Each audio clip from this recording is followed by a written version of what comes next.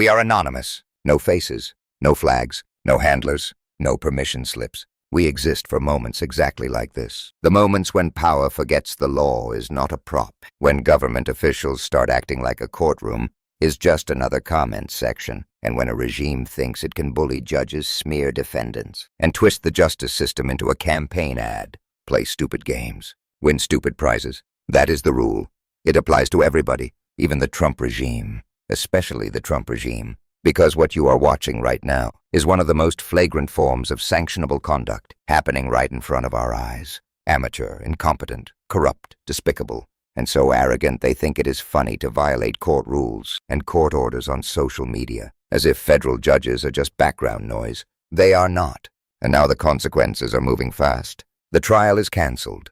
An evidentiary hearing is set, and sanctions are on the table instantly, the moment this conduct got dragged into the light. Here is how it detonated. One of the top spokespersons for the Department of Homeland Security is named Tricia McLaughlin. In the account you provided, her name shows up as Tricia McLaughlin, but the point is the same, a senior DHS official with a megaphone, using that megaphone to amplify a smear, and the smear starts with Benny Johnson. He posts about Kilmar Abrego Garcia calling him an MS-13 terrorist, claiming he was released by a rogue judge, and accusing him of making TikToks like it is evidence of guilt. But the TikTok in question is not some confession. It is not him threatening witnesses. It is not him talking about the case. It is literally Abrego Garcia listening to music, living his life celebrating his right to exist and his freedom, without mentioning the government at all. And yet he gets labeled a terrorist anyway. The judge gets defamed anyway. The public gets fed a storyline anyway.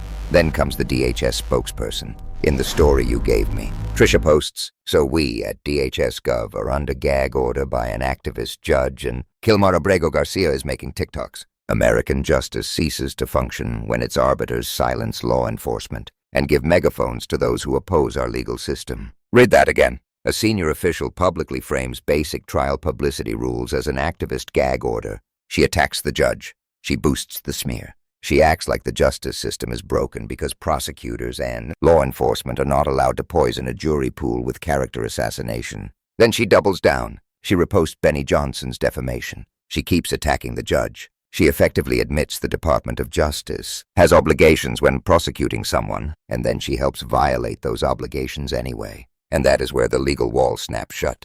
Because in a federal prosecution, especially one moving toward trial, there are rules. There is a presumption of innocence. There are ethics rules, local court rules, DOJ guidelines, and common sense, all aimed at one simple reality. You cannot run a criminal case like a propaganda campaign. You are not allowed to publicly defame the person you are prosecuting from official government accounts while simultaneously attacking the judge who is supervising the case. If you want to talk publicly, you stick to charged conduct. You use careful language. You say alleged. You respect that a jury decides guilt, not an influencer, not a DHS spokesperson, not the White House. In the account you provided, Abrego is not charged with being a terrorist. He is not charged with MS-13 conduct. Yet officials and allies are pushing that label anyway. And they are calling the judge rogue anyway. They are lying about what the judge is doing anyway. That kind of conduct is not politics as usual. It is prohibited in every normal prosecution forever. It is basic day one criminal justice 101. So Abrego Garcia's lawyers do what any competent defense team does when the government tries to light the jury pool on fire. They go straight to the judge. They flag the post. They tell the court. This proves the government knows it has obligations, and it is violating them. They point to the filings and the rule structure and say enough. Stop this. Sanction this. And in the material you provided, the briefing gets very specific. On page 4, the government argues that extending the local criminal rule to Gregory Bovino, described as the head of Border Patrol, would raise grave constitutional concerns. They try to dress this up as a First Amendment issue, like the court is censoring the government. But the judge has already dealt with that argument. The account says the court had already considered the government's First Amendment claims, including statements made by the Secretary of Homeland Security and the Attorney General, before issuing an October 27th order. The court recognizes why these rules exist, because speech that creates a clear and present danger to a fair trial by an unbiased jury can be restrained in narrow ways. The filings cite Gentile v. State Bar of Nevada, the major Supreme Court case in this area, dealing with limits on prejudicial speech in pending criminal matters. And the filing also lays it out bluntly. Rules like this do not violate the First Amendment, because they are narrowly targeted at statements that can materially prejudice a proceeding, including statements about a defendant's character and reputation. Then the filing points to a date, December 27, 2025. It says that on that date, the DHS Assistant Secretary for Public Affairs, Tricia McLaughlin, shared the post we all just saw, and it argues that neither Bovino's nor McLaughlin's statements protect the government. They defame Abrego. They defame the court. They defame the Federal District Court for the District of Maryland as well. And that is the key. This is not just some messy PR moment. This is the United States government, or at least senior officials inside the Trump administration, behaving like internet trolls while an active criminal case and related court supervision are underway. Now remember what else is happening in this case. In the Middle District of Tennessee, trial was supposed to take place in a few weeks, but the judge cancels the trial. The judge sets an evidentiary hearing. The judge says in substance, Trump regime, there is already a showing of vindictive prosecution here. If you want to rebut that presumption, you are going to have to do it on the record. In the account you provided, the judge's order, Judge Crenshaw's order, was recently unsealed. And the unsealing matters because it reveals what the Trump DOJ and the top federal prosecutor in the Middle District of Tennessee, a man named McGuire, were doing behind the scenes.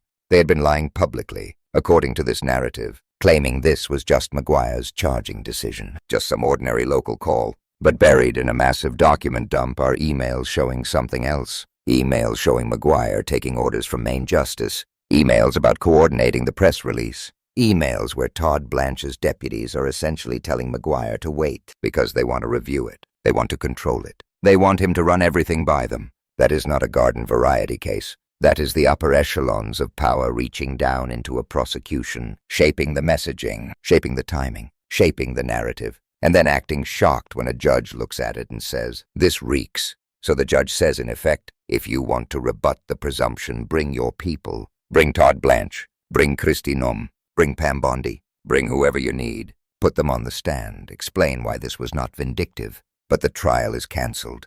An evidentiary hearing is set.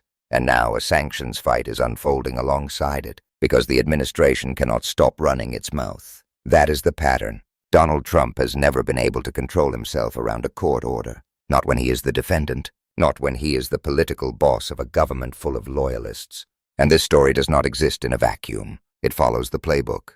You saw it in Trump's own criminal trial. You saw a judge put orders in place. You saw Trump violate them, post after post, attack after attack. The result was contempt findings, real contempt findings, multiple occasions, additional criminal liability stacked on top of felonies. And in the account you provided, the commentator reminds everyone what many people forget, that contempt would have mattered in sentencing if Trump had not ultimately won the election and created the constitutional and political mess of how do you sentence a sitting president. But the principle did not vanish. It is the same principle now, except this time it is worse, because this time the government is doing it. A criminal defendant can be contemptuous. A criminal defendant can be reckless. A criminal defendant can try to intimidate. Courts deal with that. But the government is supposed to be better. The government is supposed to deliver hard blows, not foul blows. The government is supposed to respect the process, because judges give prosecutors credibility, benefit of the doubt, and special authority that private citizens do not get. When the government abuses that authority, it is not just a rule violation. It is an attack on the integrity of the entire system. And now the analysis from a former top federal prosecutor comes in. Harry Littman from Talking Feds listens to the set of facts and basically says, in any normal administration, if you behaved even half like this, your phone would ring off the hook from the office of the Deputy Attorney General. You would get a what are you doing moment. You would face an Inspector General problem. You would face sanctions exposure. Anyone with a pulse knows you cannot dirty up a defendant like this. He notes the specifics, the statements attributed to Bovino calling Abrego a wife-beater, calling him an MS-13 gang member, and he emphasizes that rules bar this, not just DOJ policy, but state ethics rules, trial publicity rules, and court orders. He also points out something the regime tries to exploit. Bovino is not even a lawyer, so they posture like the attorney speech rules do not apply.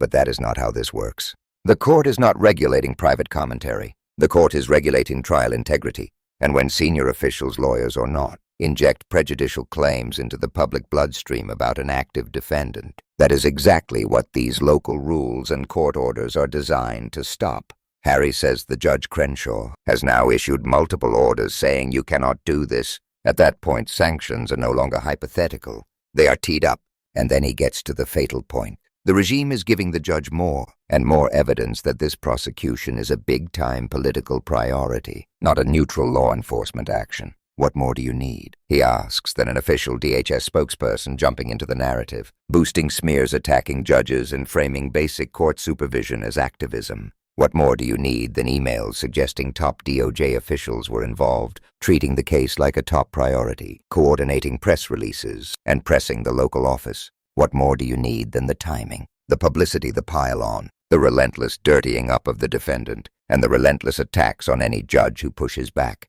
This is not just nasty, it is foolish on top of nasty, because sanctions are not something judges enjoy handing out, especially against a presidential administration that will inevitably scream politics the moment it faces accountability. Judges do not wake up wanting to pick fights with the executive branch. But there is a line, and when you keep pushing and pushing and pushing, there comes a moment when a judge has to choose between the credibility of the judiciary and the comfort of letting misconduct slide. And once a judge says, "Do it again and I will sanction you," that judge cannot back down. The authority of the court is on the line. The administration is not just asking for sanctions at that point, it is pleading for them. Then the host draws the comparison out loud. He remembers Trump's criminal trial, where Todd Blanche was Trump's defense lawyer, and now in this narrative, Todd Blanche sits near the top of the Department of Justice, and the host says, "Look at the playbook. Trump violated orders then. The Trump government violates orders now. They cannot control themselves.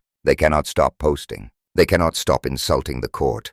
They cannot stop trying to poison the process." And the host makes the point that hits like a hammer. If Trisha's post were made by any other litigant, any other person, it would look like criminal contempt, not a close call. A judge might order them into court within 24 hours for an evidentiary hearing on contempt. Due process, yes, but the conduct is that blatant. Calling a person you are trying to bring to trial a terrorist, a gang member, a wife-beater after being warned already, while attacking the judge supervising the rules, is the kind of behavior that forces a judiciary to respond. Harry agrees.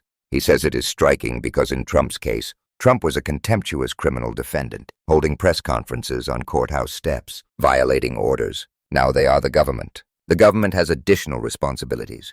And yet they imported the criminal defendant playbook directly into the White House and into DOJ culture, dirty up any judge who rules against them, smear the defendant, flood the zone with vile third-grade nonsense, and dare the courts to stop them. That is how a regime behaves when it cannot win on facts, cannot win on law, and cannot tolerate accountability. And it is exactly how you destroy credibility. Not just Trump's credibility, not just the credibility of a spokesperson, the credibility of the Department of Justice itself, with judges across the country who are watching this and taking notes. Because here is the truth the Trump regime hates. Courts are not optional. Local rules are not optional. Ethics rules are not optional. The presumption of innocence is not optional. And the moment a federal judge cancels a trial, sets an evidentiary hearing, and signal sanctions are on the table, because government officials and allies will not stop defaming a defendant and attacking the court. The message is simple. You can cosplay as a strongman on social media, but in a courtroom you are just a litigant, and you will follow the rules, or you will be sanctioned. So when you hear instant sanctions, understand what that means in real terms. It means the machine of accountability starts, turning the second the misconduct is documented. It means court filings get made. It means judges issue orders. It means hearings get set. It means the government has to justify itself on the record. It means the regime's arrogance stops being a vibe and starts being a liability. Play stupid games. Win stupid prizes. Now, as always, we tell you to do something simple. Do not look away. Do not normalize this. Do not let them convince you this is just politics. It is not. It is a direct attack on the integrity of the justice system, carried out by people who think power excuses them from basic rules. We are anonymous. No faces, no fear, no permission slips. If you want more coverage like this, if you want the facts laid out, the timelines tracked, the court filings exposed, then you already know what to do. Like this video. Support independent media and unlock exclusive content. Add free videos and custom emojis by becoming a paid member of the YouTube channel today. You can also gift memberships to others. Let's keep growing together.